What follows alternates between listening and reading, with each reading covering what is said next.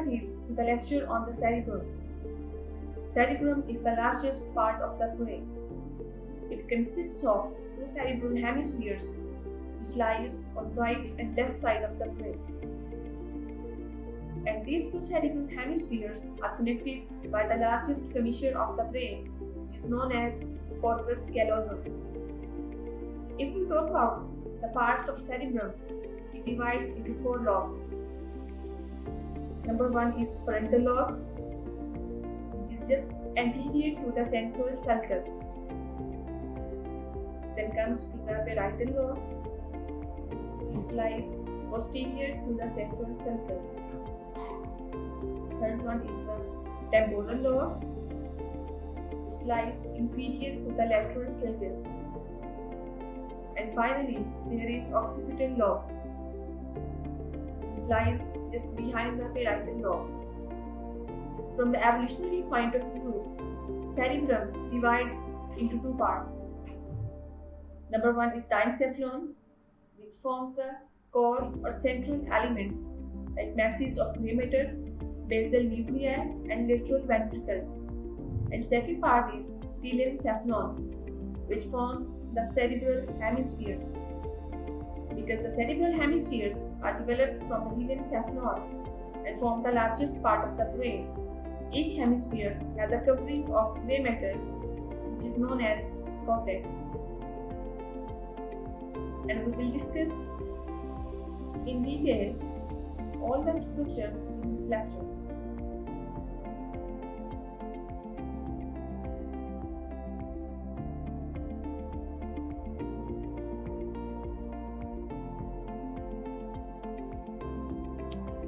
Here we will discuss in detail the anatomical landmarks of different lobes of brain. Let's get started with the frontal lobe. Frontal lobe is the area that lies anterior to the central sulcus and superior to the lateral sulcus. Then comes parietal lobe. Parietal lobe is the area that lies just posterior to the central sulcus and superior to the lateral sulcus. And third one is the occipital lobe. Occipital lobe occupies the smallest area of the brain, and it lies just behind the parieto-occipital sulcus and inferior to the lateral sulcus. Then comes to the occipital lobe.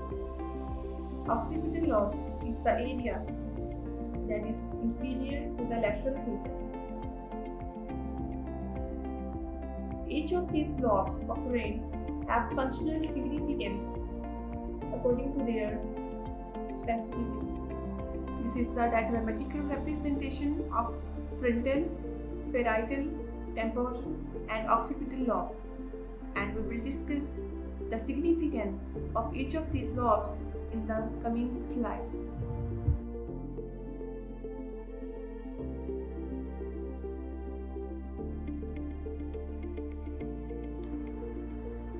Now let's talk about the cerebral cortex. Cerebral cortex is the outermost covering of the cerebral hemispheres that is composed of gray matter. Cerebral cortex has great functional significance. Now we will discuss the functional significance of different cortical areas of cerebral cortex in relation to different brain lobes, so that it could be clear that which cortical area lies in which lobe and their functional significance as well.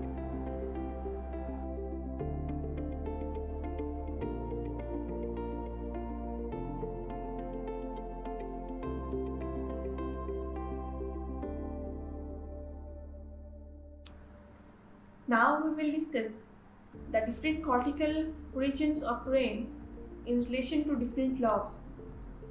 Let's get started with the frontal lobe. As we already know that frontal lobe lies just anterior to the central sulcus, and the area of frontal lobe divided into anterior and posterior region. The first area of frontal lobe, that is also known as primary motor area lies in the posterior region of the frontal lobe and also known as Brodmann's area 4, and it is concerned with movement on opposite side of the body, bilateral movements of extraocular muscles, muscles of face, tongue, pharynx and larynx to occur. So the main function of the frontal lobe is to produce individualized movements of different parts of the body. The functional significance of frontal lobe is that it doesn't design the pattern of movement, but its function is to convert the prepared design into execution of movement.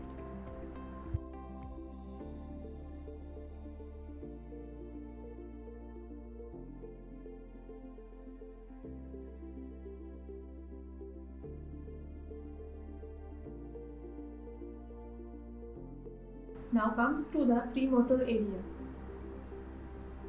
The anterior region of the frontal lobe occupies the premotor area, which is also known as Brodmann's area 6.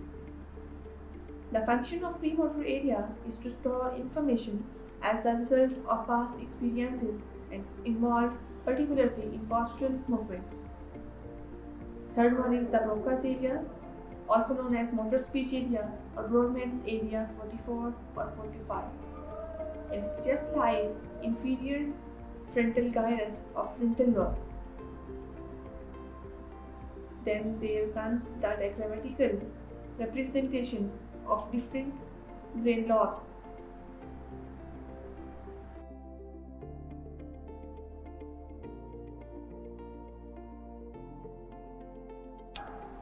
Now this is the diagrammatical representation of different areas of frontal lobe. Premotor cortex, primary motor cortex, Broca's area or motor speech area, and their functional significance is represented in this figure.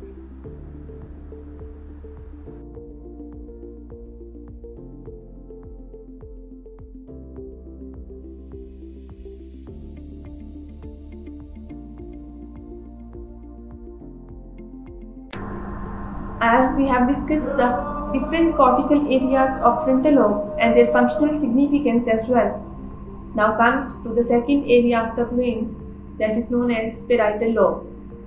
The first area of parietal lobe is primary sympathetic area that lies posterior to the central sulcus and occupies the post-central gyrus and also known as Brodmann's area 3, 1 and 2.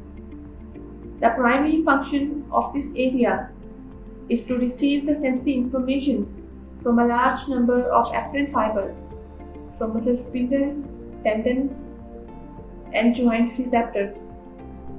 So we can say the function of parietal lobe is to receive the sensory information from the body and from the associated areas of the brain.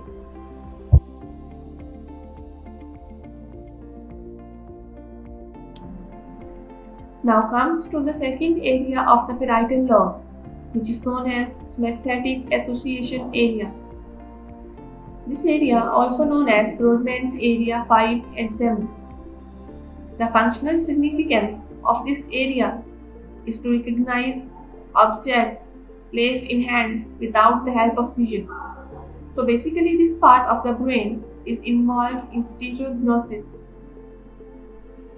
and also relates this information with the past sensory experiences to make a decision that what one is having in his or her hand. Then comes to the third area of the brain, which is known as secondary sympathetic area. This area is smaller and of less clinical significance than other areas of the parietal lobe.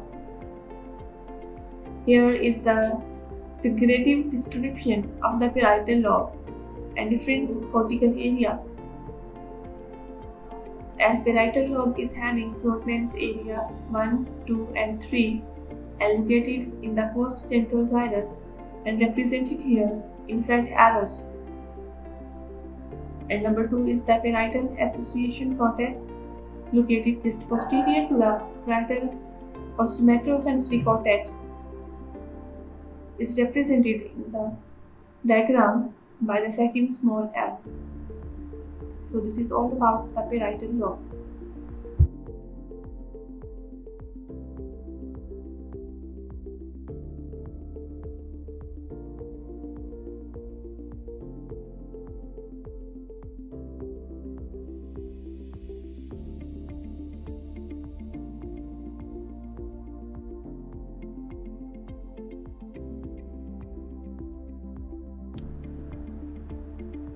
Let's start it with the third lobe of the brain, which is the temporal lobe. And the first area of temporal lobe is the primary auditory area.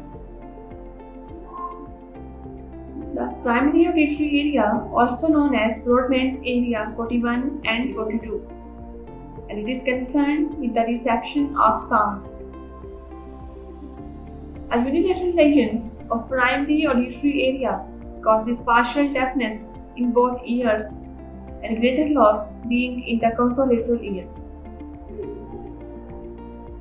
The second area of temporal lobe is secondary auditory area, which is also called as Brodmann's area 22, and it is associated with the interpretation of sound.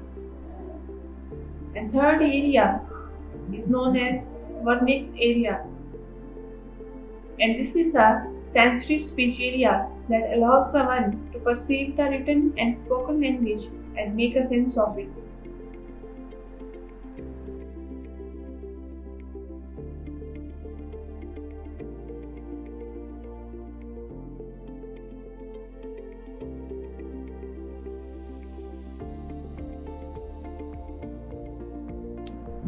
This is the diagrammatical representation of the temporal lobe, and the functional significance of the temporal lobe as a whole is to receive the sensory information, interpret it, and make a sense out of it.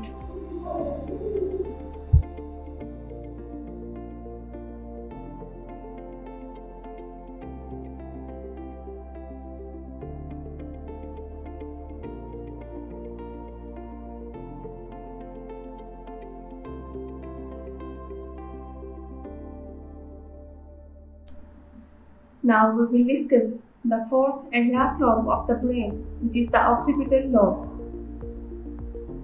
Occipital lobe has two areas. Number one is primary visual area that lies in the occipital lobe and also known as Brodmann's area 17. It receives the visual information. And second area of the occipital lobe is secondary visual area, which is also known as Brodmann's area 18 and 19. And the function of the secondary visual area is to relate the visual information received by the primary visual area to past visual experiences, and thus enabling the individual to recognize and appreciate what he is seeing.